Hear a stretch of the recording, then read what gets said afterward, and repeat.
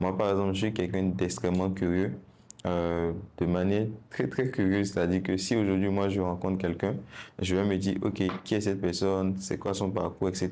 Donc, généralement, si je sors en ville, par exemple, dans mes notes, par exemple, dès que je vais voir une publicité, je vais inscrire le nom de l'entreprise, je vais faire la photo de la pub. Dès que je vais me poser, je vais rechercher, je vais dire, mais qui sont ceux qui ont fait ce truc, c'est quoi leur parcours, c'est quoi ce service, etc. Donc, à notre ère aujourd'hui, c'est d'être capable de pouvoir trouver l'information. Ça, c'est quelque chose que beaucoup de gens ne savent pas faire. Aller rechercher l'information simplement. La bonne information. La bonne information, c'est une aptitude qu'il faut avoir. Pouvoir être curieux, pouvoir remettre en cause les choses et aller au-delà de ce qu'on voit et se dire comment est-ce que derrière ça fonctionne réellement, comment est-ce que derrière les choses sont véritablement faites. Donc, peu importe la compétence que vous avez envie de développer, moi, ce que je dis, c'est il ne faut pas juste développer la compétence à la surface, il faut aller plus en profondeur par rapport à ce qu'on voudrait faire.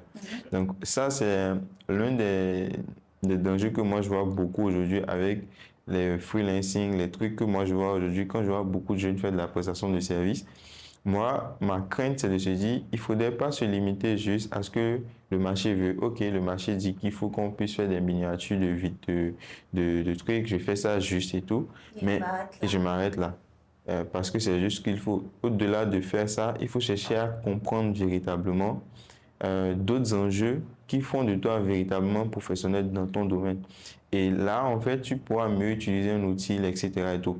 Donc, par exemple, moi, les gens parlent souvent d'outils no-code, des trucs, etc. Et souvent, moi, je dis, quelqu'un qui est un développeur, par exemple, sait mieux utiliser un outil no-code que quelqu'un qui n'est pas un développeur. Pourquoi? Parce que généralement, le développeur, il a plus de notions beaucoup plus profondes sur beaucoup de sujets, a déjà des aptitudes sur des axes de logique, etc., qui font que ces outils peuvent être encore un accélérateur pour lui. Donc, si vous comprenez très bien, vous êtes très bien dans votre compétence, l'IA ou peu importe ce qui va suivre sera un atout pour vous permettre même d'aller plus vite et d'exceller.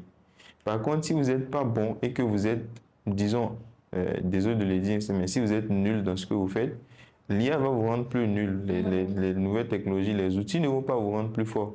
Donc les outils, c'est juste un peu comme les coefficients ou bien c'est comme un levier qui va vous soit accélérer votre perte ou accélérer votre succès en fait. Donc c'est comme ça, moi je le vois et tout. Ok, super.